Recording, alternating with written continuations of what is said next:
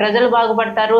కొన్ని లక్షల ఎకరాలు పంటకి నీరు వస్తుందని కానీ, తాగునీరు కానీ, సాగునీరు కానీ, అలాగే పరిశ్రమలకు నీరు కానీ, ఇవన్నీ ఆలోచన మాత్రం ఏమాత్రం లేదనే చెప్పాలి సార్. రాగానే అంటే ఆల్రెడీ మీరు ఒక కంపెనీకి ఆల్రెడీ ఇచ్చారు, ప్రాజెక్టుని అప్పగించారు.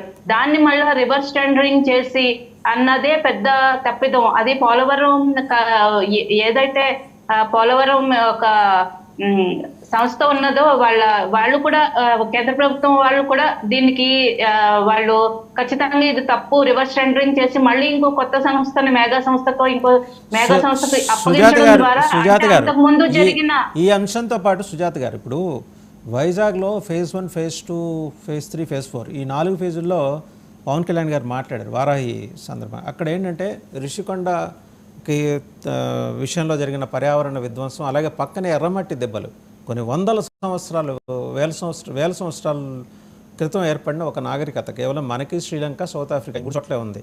వాటిని తొలగించి అక్కడ లాటరైట్ మైనింగ్ చేశారనే దాని మీద చాలా స్పష్టంగా ఆధారాలతో సహా మాట్లాడారు. అంటే ఆ దొంగలు తప్పించుకోకుండా వాస్తవంగా ఋషికొండ ప్యాలెస్ కట్టారు, 500 కోట్లైందండి. ఆ ప్యాలెస్ నెపంతో జరిగింది ఏంటి? ఇంకేమన్నా మినరల్ ఎక్స్ప్లోరేషన్ జరిగిందా ఋషికొండలో? ఇలాంటి అంశాల మీద అయితే ఇప్పుడు దృష్టి పెట్టాలి. ఏదో ఆ రోజు మాట్లాడారు, తర్వాత దాని మీద ఏదో విచారణ కమిటీ వేస్తాం అన్నట్టు కాకుండా సీరియస్గా, ఎలాగూ పర్యావరణ మంత్రిత్వ శాఖ, అటవీ మంత్రిత్వ శాఖ కూడా ఆయన పవన్ కళ్యాణ్ గారి ఆధీనంలోనే ఉన్నాయి కాబట్టి, ఆయన ఆ పోర్ట్ఫోలియో హోల్డ్ చేస్తున్నారు కాబట్టి పోర్ట్ఫోలియోస్, దీని మీద తక్షణం ఏమన్నా నివేదికలు సిద్ధం చేసే అవకాశం ఉందా? ఎందుకంటే మీరు హామీ ఇచ్చారు. ఖచ్చితంగా సార్. రిషికొండ విషయంలో కానీ, అలాగే ఉత్తరాంధ్ర మొత్తానికి జగన్మోహన్ రెడ్డి గారి సర్కారు వచ్చిన తర్వాత ప్రకృతి సంపదని కొల్లగొట్టేశారు సార్.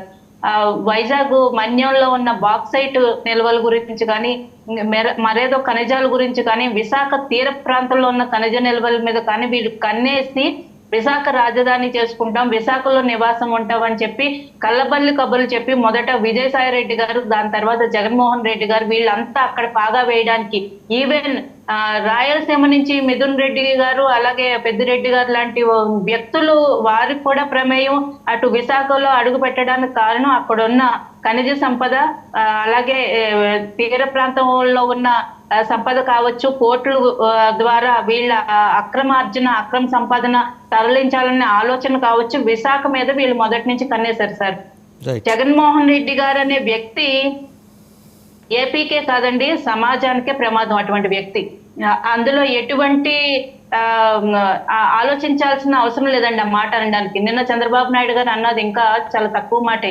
ఏపీకి ఆయన ప్రమాదం, ఏపీకే కాదండి, టోటల్ మానవ సమాజానికే ప్రమాదకరమైన వ్యక్తి. ఎందుకంటే జగన్మోహన్ రెడ్డి గారు వచ్చిన తర్వాత ప్రభుత్వ ఖజానాలు కొల్లగొట్టడమే కాకుండా ప్రజలకి చాలా హానికరమైన చాలా చర్యలు చేపట్టారు సార్. విశాఖ మన్యంలో గంజాయి పంట పండించడం ద్వారా మీరు అన్నారు కదా, ఇప్పుడు ఒకటి చాలా కాంట్రవర్షియల్ స్టేట్మెంట్ ఒకటి ఇచ్చారంటే, you have gone beyond. Chandrababu Naidu గారు మాట్లాడిన దానికన్నా కూడా కొంచెం డోసేజ్ ఎక్కువ పెంచి మానవ సమాజానికే ప్రమాదకరమైన వ్యక్తికి 40% ఓట్లు ఎలా వచ్చాయి అంటే, ఈ